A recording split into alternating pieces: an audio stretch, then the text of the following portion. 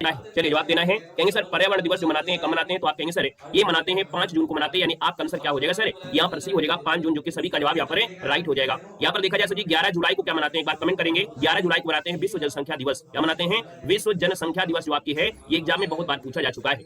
चलिए आगे बढ़ते हैं सर जी, क्वेश्चन दिया गया है, कह रहे सर एशिया का सबसे शुष्क स्थान इनमें से कौन है। चलिए जवाब देना है, आपके सामने क्वेश्चन है, बहुत प्यारा सा क्वेश्चन है। चलिए बताइएगा एशिया का सबसे शुष्कतम स्थान इनमें से कौन सा है।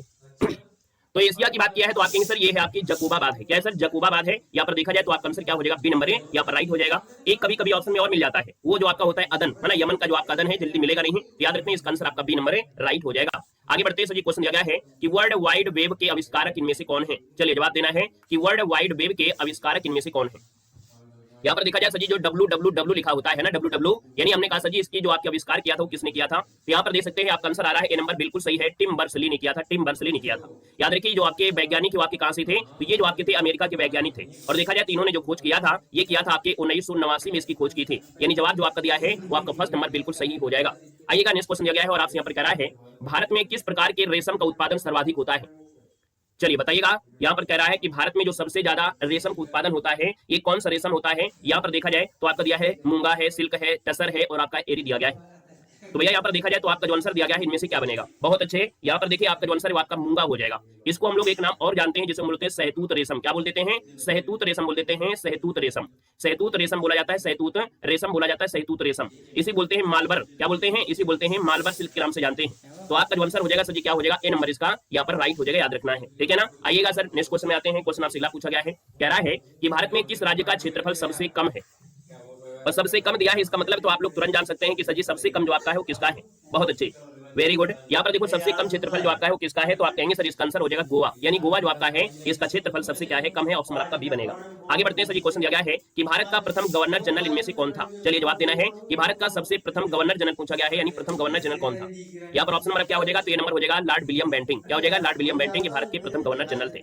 नेक्स्ट क्वेश्चन पर आते हैं। क्वेश्चन दिया गया है कि महात्मा गांधी का एक प्रिय भजन था जिसका नाम था वैष्णव जनतो की रचयिता, वैष्णव जनते जो आपके हैं इसके रचयिता आपसे पूछा गया है। सभी का स्वागत है, बहुत बहुत वेलकम है। बताइएगा महात्मा गांधी के प्रिय भजन वैष्णव जनतो के जो रचयिता है वो आपके कौन है। यहाँ पर देखा जाए तो सर आपका आंसर क्या हो जाएगा, यहाँ पर नरेश मेहता या नरसिंह मेहता क्या बनेगा, तो आप कहेंगे सर नरसिंह मेहता आपका जो आंसर है यहाँ पर राइट हो जाएगा, नरसिंह मेहता इसका आंसर आपका राइट बनेगा बी नंबर के साथ। आगे बढ़ते हैं। क्वेश्चन आपसे दिया गया है और आपसे कह रहा है कि भारत में कालीन निर्माण के लिए प्रमुख शहर इनमें से कौन है, यानी कालीन निर्माण जो आपका होता है वो आपके भारत में सभी कौन है, तो आप कहेंगे उत्तर प्रदेश का जो आपका भदोही है, भदोही जिला कालीन निर्माण के लिए बहुत ही आपका प्रसिद्ध है, इसको कालीन नगरी के नाम से यहाँ पर जाना जाता है। यहाँ पर हाथों से बुनाई आपकी होती है, यानी हस्तशिल्प कालीन बुनाई आपका केंद्र है।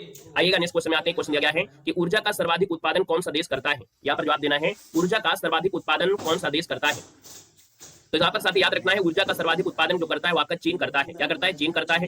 उसके बाद यहाँ पर देखा जाए तो पहला स्थान तो आपका सर यहाँ पर चीन हो गया, उसके बाद देखा जाए तो आपका अमेरिका आ जाता है, ये आपका सेकंड नंबर है, और भारत जो आपका आता है वो आपका तीसरा स्थान आता है। तो आपका जवाब क्या हो गया सर, फर्स्ट नंबर है, राइट हो जाएगा, फर्स्ट नंबर आपका बनेगा।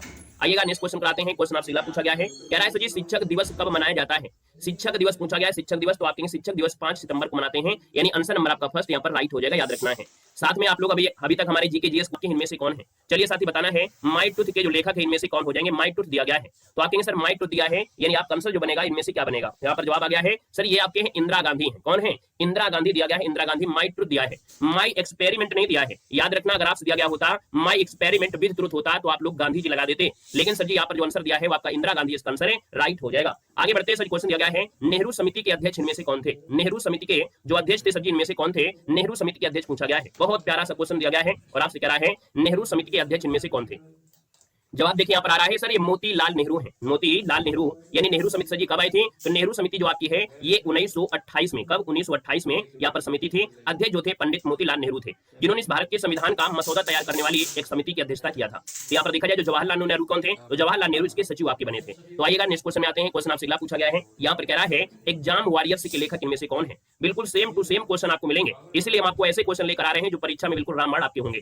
बाकी किताब से पढ़ाना हो तो हम कभी भी पढ़ा देंगे उठाकर मॉडल पेपर, है ना। आप घटना चक्र देखिए आपको पढ़ा दिया है, यूथ कंपटीशन भी लगभग आपको पढ़ा दिया है ना। तो किताब जो है वो कभी भी पढ़ा सकते हैं, लेकिन जो एग्जाम के लिए बिल्कुल रामबाण आपके पॉइंट है वो आपको यहाँ पर दिए जा रहे हैं। हमने कहा सर जी आपसे दिया है एग्जाम वॉरियर्स के लेखक कौन है। चलिए 83 का ऑप्शन आ रहा है भैया, बिल्कुल सही जवाब है दोस्तों। यहाँ पर ये नरेंद्र मोदी हैं। क्या है, नरेंद्र मोदी हैं। जवाब आपका बी हो जाएगा, बिल्कुल सिलेक्टेड क्वेश्चन है, बी नंबर आपका बनेगा।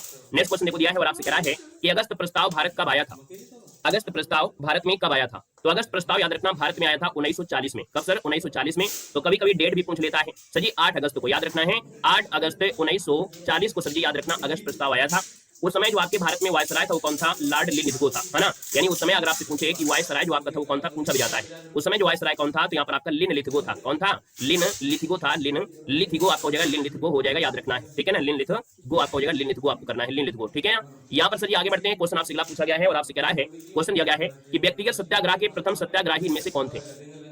चलिए साथी बताना है, व्यक्तिगत सत्याग्रह के प्रथम सत्याग्रही जो आपके 3 में से कौन थे? ये प्रथम पूछा गया है और प्रथम पूछा है तो सर जी आपका आंसर क्या हो जाएगा? यहाँ पर जवाब हो जाएगा सर ये आचार्य विनोबा भावे थे, है ना। आचार्य विनोबा भावे, यानी देखा जाए तो सर जी इनको भू आंदोलन के जनक के रूप में भी जाना जाता है। तो 1940 में इस आंदोलन की शुरुआत में, यानी शुरुआत जो की गई थी, महात्मा गांधी ने यहाँ पर देखा जाए इनके लिए चुना था, इनको चुन लिया था। पहला सत्याग्रही आपका हो जाएगा, राइट आंसर बनेगा, ठीक है ना। अगर हम आपसे पूछे सर जी यहाँ पर दूसरे सत्याग्रही कौन थे, बता सकते हैं? तो भैया सेकंड नंबर के जो सत्याग्रही थे वो आपके जवाहरलाल नेहरू थे। कौन है? जवाहरलाल नेहरू थे, जवाहरलाल नेहरू। यहाँ तक तो आप लोगों ने पढ़ लिया है, लेकिन अगर आपसे पीछे सजी तीसरे सत्याग्रही कौन थे, अब बताइएगा तीसरे सत्याग्रही कौन थे? तो याद रखिए तीसरे आपके थे ब्रह्म। कौन थे? यहाँ पर याद रखना ब्रह्मदत्त। ब्रह्मदत्त जो आपके थे वो सजी क्या थे? यहाँ पर तीसरे सत्याग्रही अगर आपसे कभी पूछा जाए क्वेश्चन है तो आप जरूर बता दीजिएगा सर जी कि तीसरे ब्रह्मदत्त आपके थे। आगे बढ़िए सर, क्वेश्चन आपसे अगला पूछा गया है और आपसे कह रहा है क्वेश्चन, कह रहा है सर भारत में रेडियो का प्रसारण कब शुरू हुआ था? चलिए साथ जवाब देना है, भारत में रेडियो का जो प्रसारण है ये कब शुरुआत हुई थी, यहाँ पर देना है। बहुत बहुत वेलकम है, सभी का स्वागत है, सभी का अभिनंदन है। सेशन को भी लाइक कर दीजिए भैया, है ना। यानी अगर आप लोग पढ़ने में इतनी ज्यादा बिजी हो गए हैं तो बात दूसरी है, बाकी यहाँ पर एक बार सभी लोग सेशन को लाइक कर देंगे, क्योंकि सेशन में लाइक की संख्या उतनी नहीं है जितना अच्छा कंटेंट आपको दिया जा रहा है। तो आप अपने मन से जब आपकी आत्मा बोले कि हाँ सर जी इतना मेहनत कर रहे हैं, इतने अच्छे तरीके से क्वेश्चन ले रहे हैं और सर का भी सपोर्ट करना चाहिए तो करिएगा, बाकी अगर मन नहीं है तो कोई बात नहीं, ठीक है ना। यहाँ पर बताइएगा कि भारत में रेडियो का जो प्रसारण है सर जी कब शुरू हुआ था?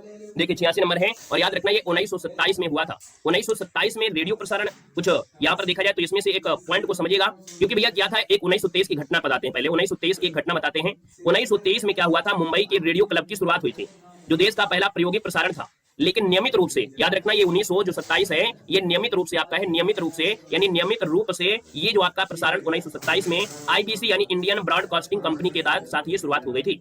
बाद में 1936 में ऑल इंडिया रेडियो नाम दिया गया, 1957 में आकाशवाणी नाम दिया गया। तो भैया हमने यहाँ पर कितने नाम आपको बताया, कितने डेट? तो आपको बताया सर जी 1923 बताया, इसके बाद एक बताया हमने आपको 1927 बताया, एक डेट हमने आपको बताया सर 1936 बताया, एक डेट हमने आपको बताया सर 1957 आपको बताया।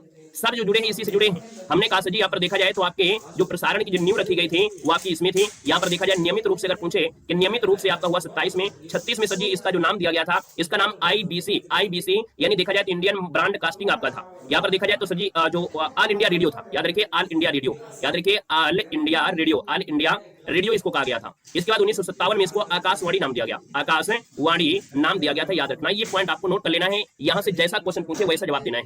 आगे बढ़ते हैं सर जी, क्वेश्चन आपसे दिया गया है कि भारतीय रिजर्व बैंक की स्थापना कब हुई थी?